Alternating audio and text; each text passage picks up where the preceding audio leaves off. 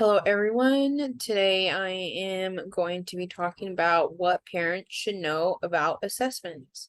And I am Shelby Blaisdell, and this is for ECED 190 for summer of 2022. Let's get started. So, what are the benefits of an assessment? When formative assessments are well implemented, the benefits should include improved academic achievement for students, enhanced student motivation, increased student engagement, personalized learning experiences, and self-regulated learning. So, this just means students are going to be more eager to learn on their own and with you. It's going to improve confidence, resilience, and self-esteem amongst lots of learners. Um, just as assessments help students, they also help teachers. Frequent assessments allow teachers to see if their teaching has been effective um, for um, for their records. Um, Standardized tests. So standardized tests can be very controversial to some people. Some people don't like standardized tests. Some people do like standardized tests. Just like I said, there's a lot of different opinions on them. But here's some information about standardized tests. A standardized test is considered standardized is when all the students are taking the same test in response to all the same questions, and all these questions are very carefully selected for the test. So this just means that when putting the test together, the test maker is putting a lot of time and thought into this. It's very strategically put together. Everyone is taking the exact same test.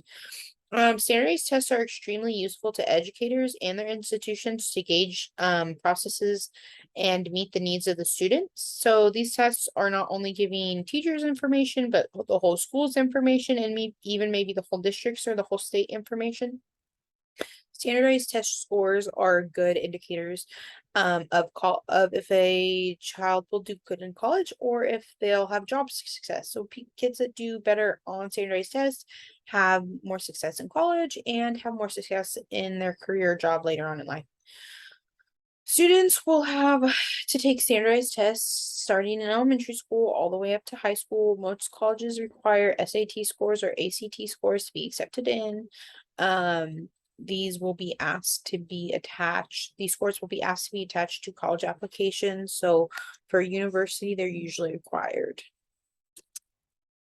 Teacher-based assessment. So these are a little bit different than standardized tests. They're a little bit more informal. So teacher-based assessments are a little less formal and maybe more comfortable for a child. The teacher will see over the activity or event and make her own observations and conclusions.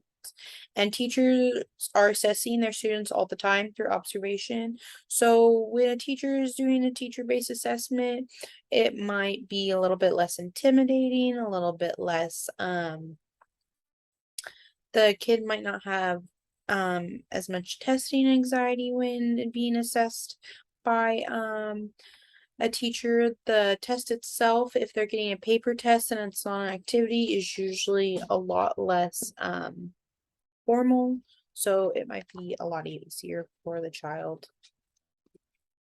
So here's a YouTube video that we can watch, and this is about how you can help your students at home. So some tips and tricks on how to get kids doing their homework. And usually if you can get your kids doing homework, they're preparing for tests through homework, they're studying through homework. So here's some tips and tricks for parents to know. Being successful in school goes hand in hand with knowing how to study. And that's an elusive skill for a lot of kids. So how can we help? Let's ask Ann Dolan, founder of Educational Connections, Inc., and author of Homework Made Simple, Tips and Tools and Solutions for Stress-Free Homework. Ann, thanks so much for being with us.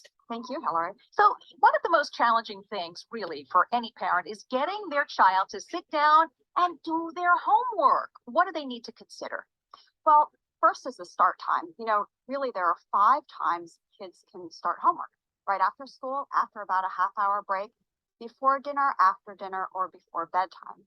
And younger kids really need to start homework after school. Usually about a half-hour break is a good amount of time.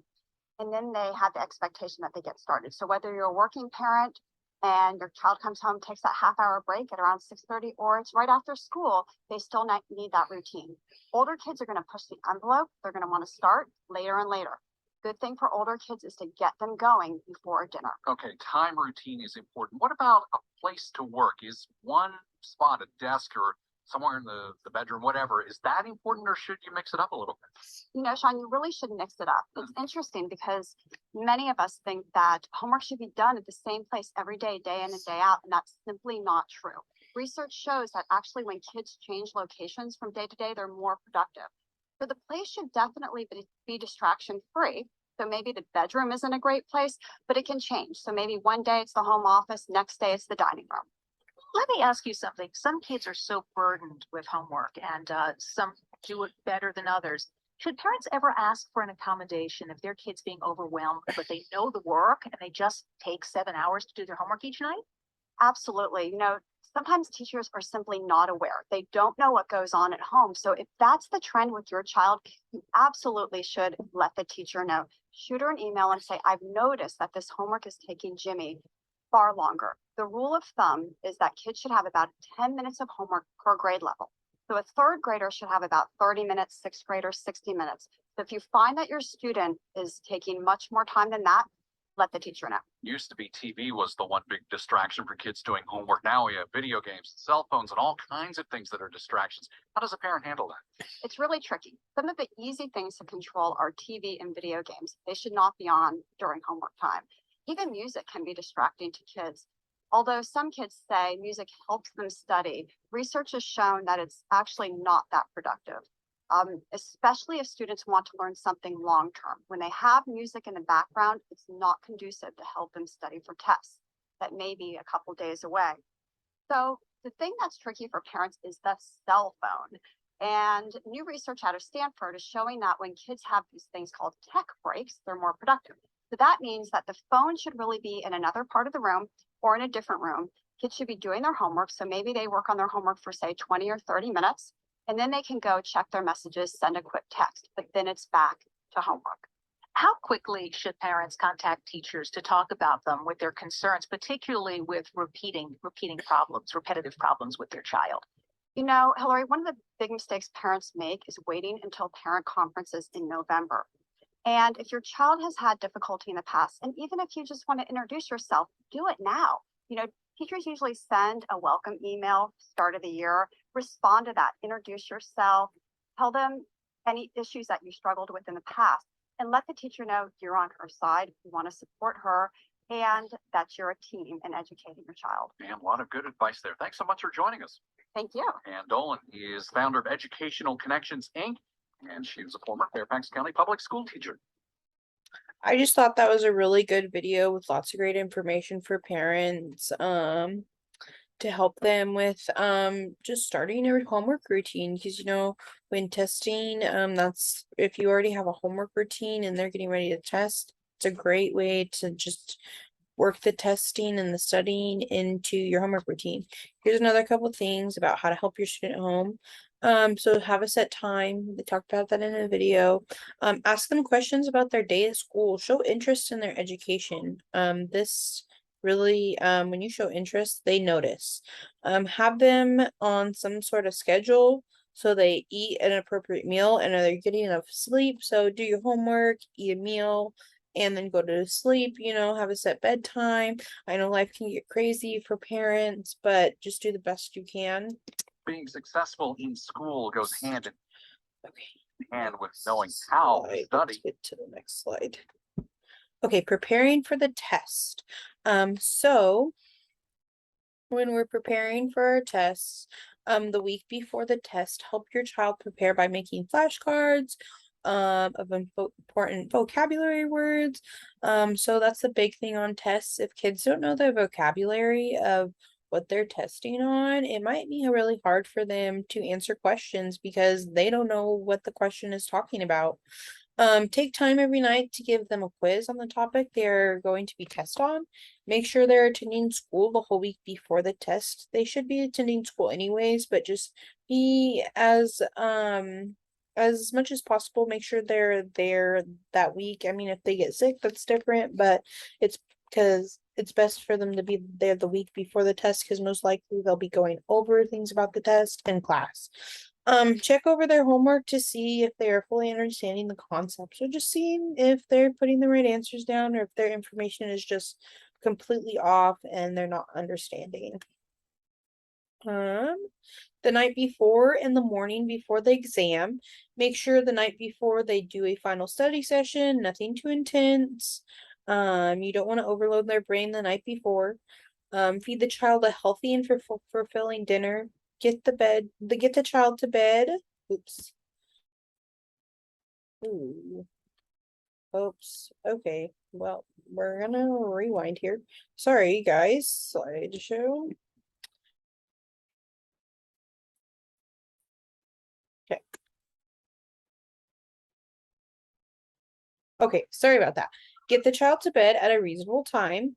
The morning before, feed the child a good breakfast. Try to avoid any conflict before the test. So, like, if they're getting in trouble, you want to avoid any conflict as possible. You want to send your child to school happy and having no other stressors before the test.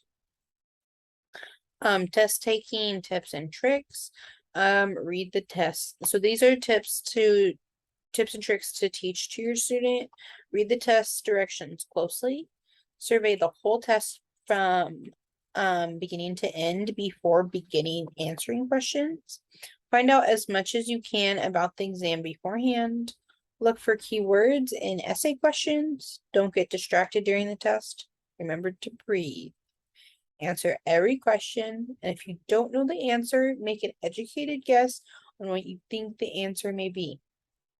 The worst thing you can do is leave a question blank with no answer.